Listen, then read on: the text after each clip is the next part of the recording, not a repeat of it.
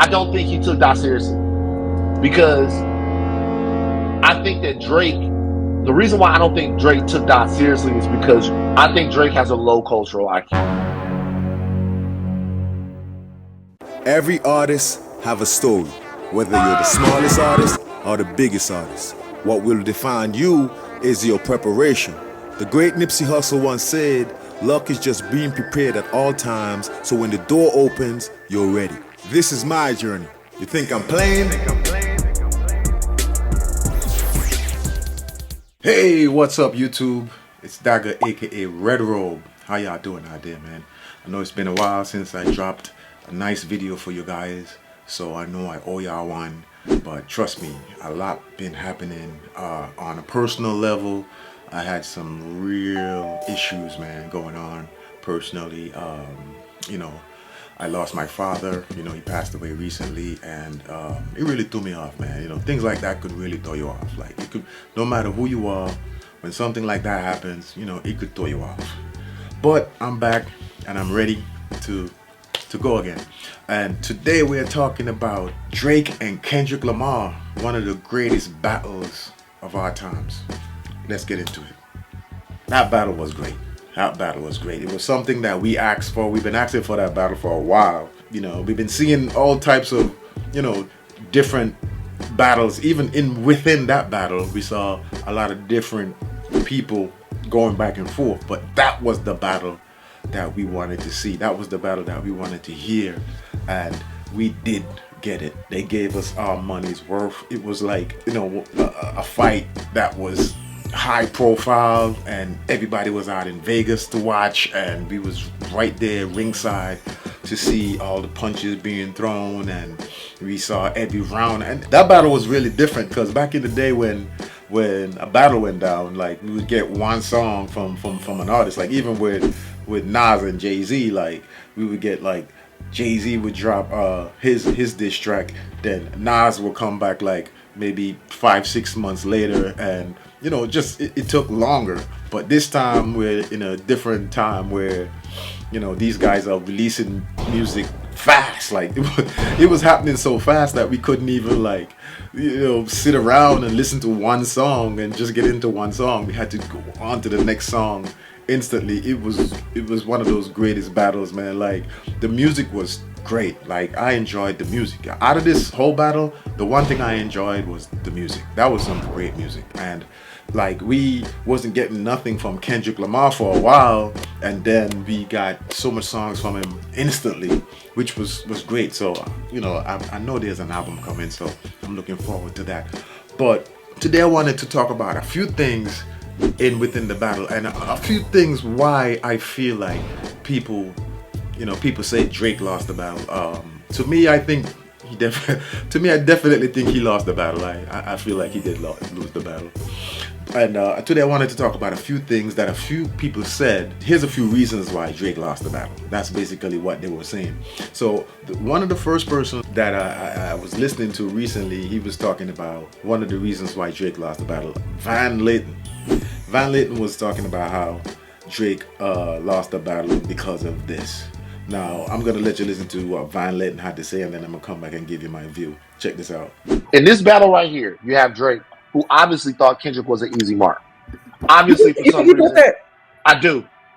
I don't think he took that seriously because I think that Drake, the reason why I don't think Drake took that seriously is because I think Drake has a low cultural IQ. And so what he doesn't understand is that when you walking at a protest march and All Right is playing, that never leaves you. Right. That's a part that can never make that. Right. That's not what you do. Like, when you're somewhere and you're listening to records and people are talking about like what you've actually gone through. When you listen to Good Kid, Mad City, and you're hearing the whole story of it. When you listen to Dan, when you listen to some of this other stuff that Kendrick has put out, Kendrick is saying, "Hey, I'm talking to you. I'm trying to touch to you. I'm speaking to you. I'm one of you." Right? And so Drake didn't realize that Kendrick was that important. Drake confuses LAs. Drake said, "I'm bigger in your city than you." What Drake was talking about was he's bigger in Hollywood. Drake doesn't know what LA is. Like Drake is saying, I'm bigger in Hollywood, I'm bigger in West Hollywood, I'm bigger in Beverly Hills. Doc is from LA. There's no way he could think, if he's being honest, that he means more to Los Angeles than Kendrick Lamar does. That doesn't make any sense. Right. So, that's what he said about that. Now, what I got from that was that Drake was not the type of dude that was really representing for black culture, and he didn't understand black culture very well, and he didn't understand how important Kendrick was, because like, to me, when I first listened to Kendrick Lamar, like when I first heard his music, I was like, we got one. You know what I'm saying? We got one right here. This one right here is special. And like, Drake was around, and I appreciated Drake's music. I appreciated that he was giving us a lot of hits. He was giving us a lot of songs to dance to, like, great music. But he wasn't really representing for black culture. That's what I thought. He wasn't really like saying the things that Pac was saying. He wasn't saying the things that Nas was saying. Like, he wasn't representing for black culture, but Kendrick was.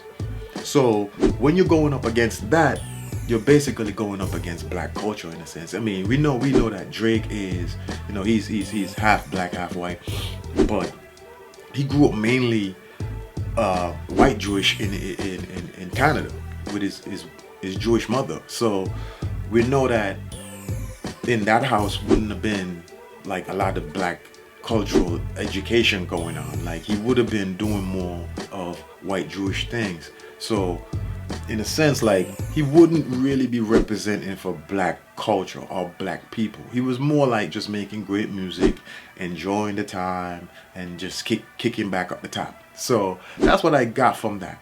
What Van Layton said, that Drake's cultural IQ was low. that was kind of harsh, but it's true in a sense where, like, he didn't understand black culture and what's important to us as black people. That's one thing in the battle. That's one thing why he kind of lost. Another thing is that in Drake's music, he never ever once mentioned black struggle. Like, I don't know if it was like one of those things like, the Michael Jordan effect, where like you got so much deals and so much people is riding on your success that you don't want to say anything to mess it up. You don't want to bring up certain topics. But I've never heard him truly mention anything about the black struggle ever once in his music. And I often wondered, like, why this guy never talk about anything about the black struggle? Like, black people have been struggling for generations and generations. And one of the things that we've been able to do was to have hip-hop music and have rappers speak for us. On a big stage where rappers are talking for us, and we had people like Pac and Nas and those guys talking for us, and that's what we loved, and that's why we love those artists. And I just think that Drake never really spoke for us in any shape or form. So that could have been one of the reasons why he lost the battle. And another thing is that it came down to a moment where people felt like Drake was a part of the system. Tell Lucy and I said, fuck it, I'm tearing holes in my budget. Did Drake call you up after that and say, hey, I need more money for my project? If ever Drake, or whenever Drake calls up and says he needs more money for his project, I give it to him. That's probably the right, because he's the greatest. It kind of felt like he wasn't really on our side, because in the music industry, it always comes down to the artist and the industry, and the industry is the machine. And then it comes down to the artist against the machine. And Drake seemingly was a part of the machine. Like, he is hip-hop's biggest investments. You got people investing a lot of money, and you got brands investing a lot of money into him. So it didn't seem like he was fighting for us. It kind of seemed like he was a part of the machine. Kendrick more seemed like he was fighting for us. So automatically we was rooting for Kendrick, the black community I'm talking about, not the Kendrick haters. But it definitely felt like we was rooting for Kendrick because Kendrick was fighting for us as a community, as a culture. And that was one of the things that I got out of the battle too. And another reason I feel like he lost the battle is because he got comfortable at the top. he's never really lost. He's never really got knocked out. He might have had a few L's here and there, but he's never been knocked out. It's a different feeling when you get knocked out. We know that there was a lot of contenders, but there was only one contender we know had that type of ability to knock him out. We knew that K-Dot had the skills, the accolades, and everything, the support of the black culture. Like, we knew that K-Dot was the only one that could spar up with him and give him a fight of his life. And we got that. I think that was one of the things that really made him lose, was just really being comfortable at the top, feeling like, man, I got everybody on my side. I got the whole music industry on my side. Whenever Drake calls up and says he needs more money for his project, I give it to him. You know what I'm saying? And he kind of became a part of the industry. You know what I mean? When you've been winning for that long, like, you forget what it's like to lose. You know what I'm saying? When you've been winning for that long, also people start hating you. People start saying, man, I hate this guy. He's corny. Man, I can't wait for him to get an ass whooping. So, you had that going on. You had people who was just like waiting for him to get knocked out. Like, that was the whole thing about it. People wanted this guy to get knocked out. He had that riding against him. So him being so comfortable in his spot made him not realize how much people really wanted him to get an ass whooped. That was the whole thing with that. This reminded me of when Ja Rule was on his run, and there was people that came out the woodworks to get rid of him. I remember just like there was rappers who was sneak dissing, Jay-Z was sneak dissing him. And I remember just like when 50 Cent came out and 50 Cent did that Hail Mary remix, Busta Rhymes did a verse on it, and I was like, whoa, where did Busta come from? Where did Busta come from? And Busta was like definitely tearing this dude up. And I was like, wow. So everybody wanted this guy gone. So this reminds me of that moment a little bit. It's probably not the same exact thing, but it reminds me of that moment a little bit. And it also reminds me of when Mike Tyson got knocked out. Like at that time, people felt like Mike Tyson was unbeatable, just like Drake was. People felt like Drake was unbeatable. Like, yo, nobody can beat this guy. This guy is way too powerful. He's way too popular. He's way too big. He got all the chicks. He got all the light-skinned dudes. He got all the light-skinned dudes. Like, he's just way too big. He got all the non-black people is on his side. He's just way too big. Nobody can knock him out. So when K-Dot knocked him out, it was like that moment in Mike Tyson's career when it was like, oh my God, Mike Tyson has been knocked out. That was like the moment, right? It was like, oh my God, Drake has been knocked out. Oh my God, he's on the ground. So it's like Drake is on the ground and the ref is counting 1, 2, and the count is going up, and the ref is asking Drake, man, you okay, man? You okay? You ready to go back in? So the ref is literally still asking him, like, yo, you okay to go back in? And eventually the count runs down and he gets knocked out. But that reminds me exactly like that. When you've just been winning, you've just been knocking out everybody that's been coming your way. Pusha T couldn't knock you out, even though he wounded you up. All these other guys couldn't knock you out. Rick Ross can't knock you out. Future can't knock you out. Metro Boomin can't knock you out. But guess who can knock you out? That little short dude from Compton. Because he got all the awards, his tours are big, like, he's respected by the black community. Like, he can knock you out if he really wants to fight. That was the situation with it. And yeah, he definitely got knocked out. He got knocked the hell out. It was like that moment in Friday. You got knocked the fuck out, man. Give me my goddamn money. Homie got knocked out, man. And it's a sad day for Drake fans. Like right now, like I remember back in the day when, I was kind of like a Ja Rule fan. I was, a fan of 50 too, but I was a Ja Rule fan. I remember when Ja got knocked out. I felt really bad for him, man. I felt really bad. It was a sad day if you was a Ja fan back then, it was a sad day for you when 50 got him out of here.